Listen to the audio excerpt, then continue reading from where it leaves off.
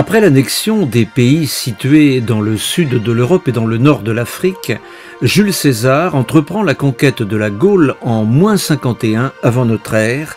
Une guerre de colonisation va désormais s'imposer aux nombreux peuples de Gaule qui vont de ce jour faire allégeance aux conquérants au terme de rudes combats.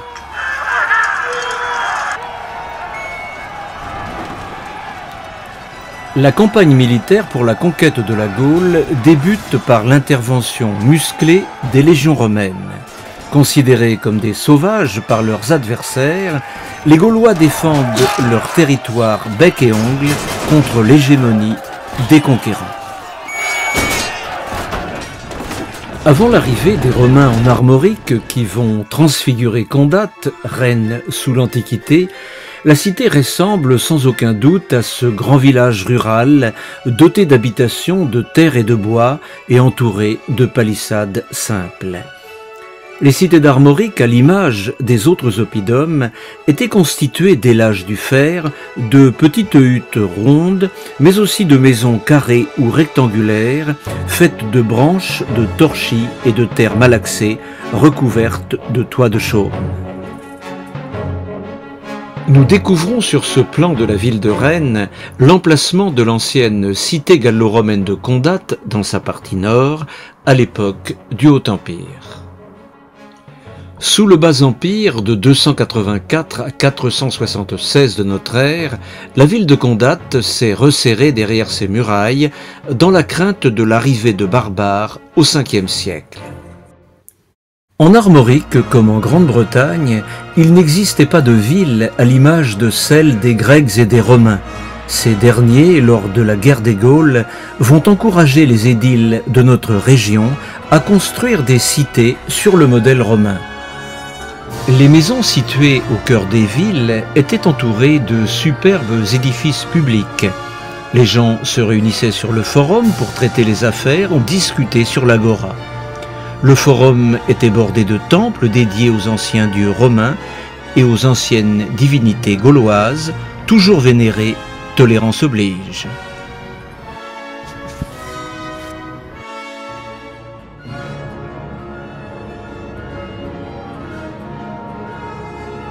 Mais que reste-t-il aujourd'hui des cités romaines ? En Bretagne, à Rennes, les archéologues de l'INRAP ont profité de l'été 2017 pour exhumer les traces de ce passé antique dans ce qui était Condate, la capitale des Rieudonnès. À la truelle et au pinceau, les archéologues creusent le sol avec délicatesse pour faire ressurgir de ce passé lointain les vestiges d'une civilisation oubliée dont seuls les objets du quotidien et les restes de bâtiments constituent les preuves de cette cité antique. On a devant nous ce qu'on appelle de façon tout à fait classique une maçonnerie en petit appareil régulier. Donc on a des petits moellons qui sont presque cubiques avec le mortier d'assemblage de la maçonnerie, et on voit très nettement dans ce mortier là encore des traces de fer à joint. Donc ça c'est la technique qui était utilisée de façon très classique. En fait le maçon avait une truelle très mince, et donc une fois que le mortier était appliqué, à la fois pour enfoncer le mortier davantage, pour le comprimer, et puis pour donner une certaine régularité d'aspect à la maçonnerie, donc on passait ce fer à joint. Ça c'est tout à fait classique pour l'époque romaine. Les villes romaines étaient formées d'un réseau de rues et de maisons ayant plusieurs étages. Ces maisons disposaient de boutiques, d'ateliers et de débits de boissons. Certaines de ces demeures étaient entourées de superbes édifices dont on retrouve encore aujourd'hui les murs.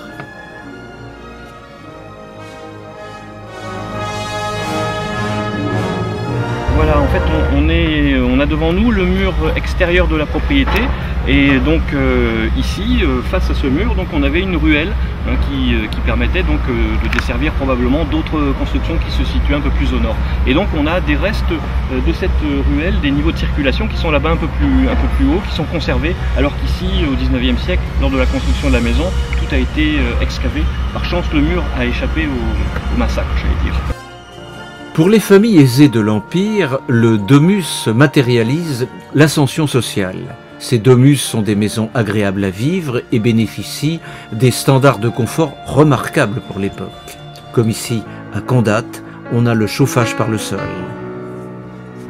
On est face au mur ouest donc, de la partie habitation de cet ensemble, et donc on a devant nous une pièce chauffée.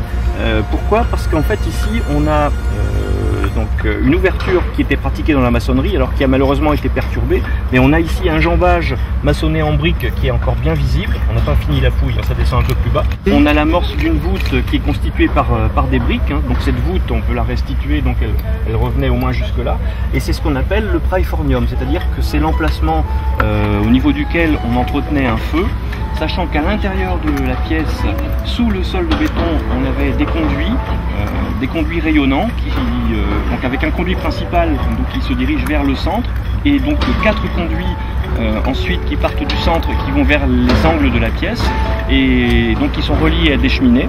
Et donc par effet de tirage, l'air chaud et les fumées partaient dans ces conduits, sous la dalle, pour chauffer l'intérieur de la pièce. Si les traces d'habitation et les objets du quotidien refont surface après 2 millénaires d'oubli, les premiers habitants de Condat sont remontés au grand jour, si l'on peut dire, dans une partie de la ville désertée à la fin du IIIe siècle. Avec une dextérité quasi chirurgicale, les archéologues exhument au prix de longs efforts les premiers défunts de leur antique sépulture. Le cimetière que l'on est en train de fouiller, c'est un cimetière qui date au plus tôt de la fin du IIIe siècle, mais qui s'est développé à côté de l'une des nécropoles du Haut-Empire, c'est-à-dire une nécropole qui s'est développée à partir de la toute fin du 1er siècle avant Jésus-Christ, au moment de la création de la ville, et qui a fonctionné donc, je dirais sans interruption, jusqu'à la fin de l'Antiquité, voire le très haut Moyen-Âge, avec un passage du rituel de l'incinération au rituel de l'inhumation, et donc là, on est face à des sépultures à inhumation, donc un peu plus tardive, à partir du IIIe siècle. Là on a le squelette donc, et sa représentation sur la fiche de conservation, avec donc, tous les os qui sont présents, qu'on a retrouvés donc, dans cette fosse. Et après on a établi donc, les fiches US, donc les différentes couches avec le squelette, le creusement, le comblement par exemple. Il faut aller soit au pinceau, à la truelle, et doucement, en voyant les phases d'apparition de tous les os, et progressivement on descend tout en détourant les os. Ils étaient avant tout dans un cercueil, donc par la suite donc, ils ont eu le temps de se décomposer, s'aplatir naturellement, et après le cercueil a cédé par le poids de la terre, et après ça s'est affaissé. Mais oui, c'est pour ça qu'ils sont en si bon état.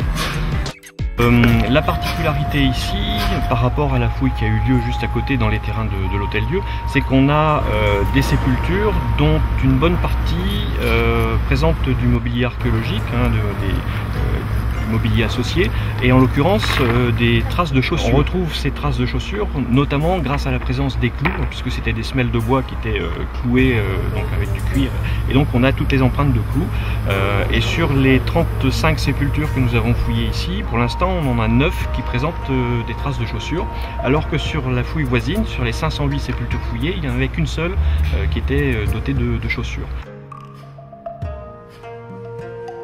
Alors on a également quelques petits objets, on a une sépulture qui a livré 2 bagues, une autre qui a livré un vase en terre cuite, le défunt avait également un petit bracelet en bronze. On a également 2 sépultures qui présentaient des verreries, l'une un gobelet en verre, l'autre un petit flacon.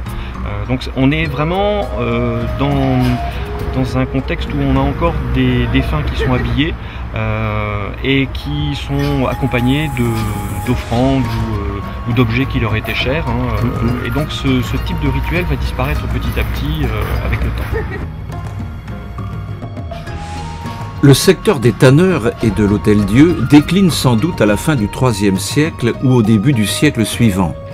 Certaines constructions, comme les murs de clôture, sont démontées pour la récupération. Au début du IVe siècle, s'installe une nécropole dont les tombes sont curieusement positionnées dans les rues abandonnées, dans les cours et les pièces des domus.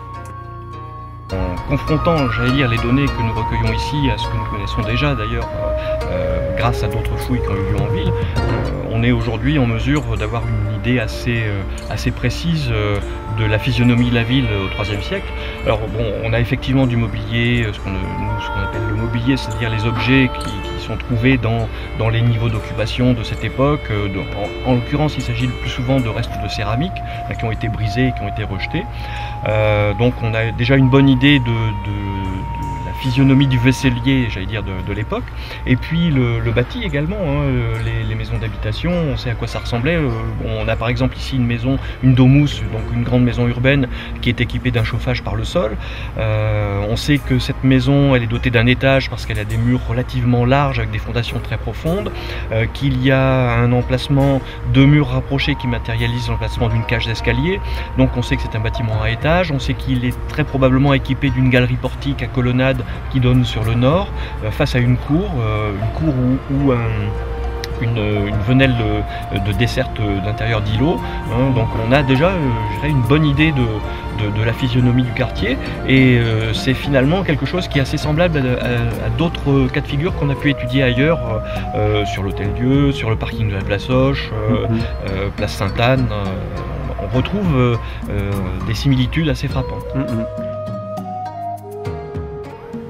À partir du milieu du IIIe siècle, hein, mais ça c'est un phénomène général qu'on constate un peu partout en Gaule, donc il y a une grande crise économique, politique, religieuse, enfin bon, on va pas entrer dans le détail ici, et on constate que dans bien des cas, les chefs-lieux de cité, donc les villes capitales de cité vont péricliter, que certains quartiers, souvent les quartiers périphériques, vont être plus ou moins abandonnés. On a même des destructions de grande envergure qui ont lieu dans certains secteurs, probablement pour alimenter le chantier de construction de la muraille de fortification du castrum qui est édifié à la fin du IIIe siècle ou au tout début du IVe. Et justement, au milieu du IIIe siècle, une série de guerres civiles éclate à cause de conflits de pouvoir chez les généraux romains. Les barbares profitent de ce désordre pour ravager les provinces occidentales qui jusque-là vivaient dans une période de paix et de prospérité.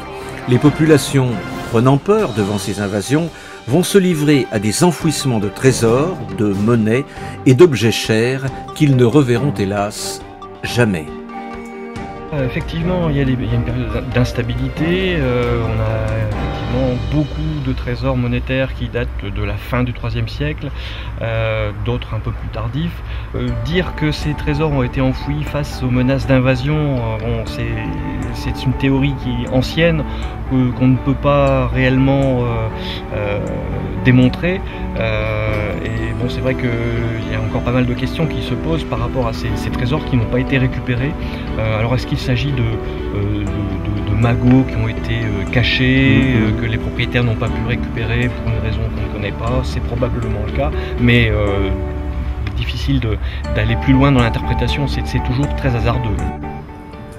Bien que les Gallo-Romains de Condat aient été une population sans écriture, des blocs de pierre qui ont échappé à la destruction donnent en latin des informations précieuses sur la ville et particulièrement sur un personnage qui l'a marqué, Titus Flavius Postuminus. C'est vrai que c'est une découverte assez exceptionnelle. C'est une série de bases de statues qui provenaient du temple dont je parlais. C'était un temple qui devait se situer, je crois, au niveau de la cathédrale Saint-Sauveur, dans le quartier du Chapitre à Rennes. En tout cas, c'était le fameux temple dédié à Mars Bulot, ce dieu romain accolé à un nom de dieu gaulois. Et effectivement, sur une des bases, il y a un nom d'homme, Titus Flavius Postuminus, qui était en fait à la fois le prêtre, on dit Flamine, et le magistrat, le Doumvir, de la ville de Condat, donc un personnage important. Et ce qui est intéressant, c'est qu'on a le premier nom, ça c'est quand même énorme, le premier nom d'un Rennais qui apparaît, et on voit le geste politique, c'est-à-dire qu'il offre un temple au bénéfice de ses concitoyens. On parle de dévergétisme, de mécénat avant l'heure, on pourrait faire des parallèles avec beaucoup de politiques qui ont laissé leurs traces dans les paysages urbains de l'époque. Ben là, on a la première trace, vraiment du Rennais, et pas n'importe qui, donc ce fameux Titus Flavius Postuminus. Autres éléments écrits en latin et qui ont survécu au temps, les bornes miliaires.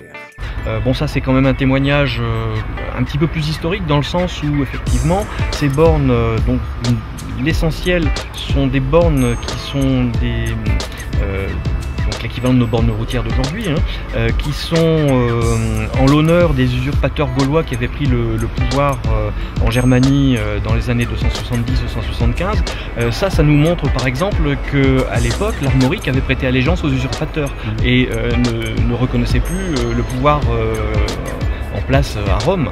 Donc d'un point de vue historique, c'est quand même effectivement très intéressant. La ville de Condat, à l'image des autres cités d'Armorique et de la Gaule, a fait remonter des profondeurs une partie de son patrimoine antique. Les démolitions successives au cours des siècles passés ont anéanti de nombreux vestiges de la Gaule romanisée. Il reste cependant encore de nombreux trésors de l'Empire qui ne demandent qu'à revoir le jour.